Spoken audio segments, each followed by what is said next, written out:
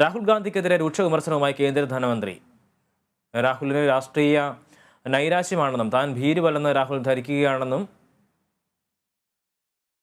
സ്മൃതി ഇറാനിയും പറഞ്ഞു.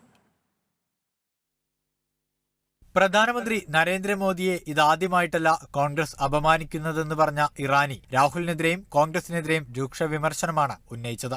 പ്രധാനമന്ത്രിയെ രാഹുൽ പാർലമെന്റിൽ പലതവണ അധിക്ഷേപിക്കുകയും കുറ്റപ്പെടുത്തുകയും ചെയ്തിട്ടുണ്ട്. മോദിയുടെ പ്രതിച്ഛായ നശിപ്പിക്കുന്നതുവരെ ആക്രമിക്കുമെന്ന് രാഹുൽ പരസ്യമായി പറഞ്ഞിട്ടുണ്ടെന്നും മോദിയുടെ പ്രതിച്ഛായ കളങ്കപ്പെടുത്തുവാനുള്ള ശ്രമം ഫലം കണ്ടില്ലെന്നും മന്ത്രി കൂട്ടിച്ചേർത്തു. പൊളിറ്റിക്കൽ ബോഖലാഹट में अपनी पॉलिटिकल फ्रस्ट्रेशन में राहुल गांधी का मोदी के प्रति विष देश के प्रति अपमान में परिवर्तित हो चुका है. इसका आपने एक प्रतिबिंबित क्षण राहुल गांधी के इंग्लैंड दौरे में देखा, लेकिन नरेंद्र मोदी का अपमान करते करते पूरे ओबीसी समुदाय का अपमान करना भी राहुल गांधी ने उचित समझा.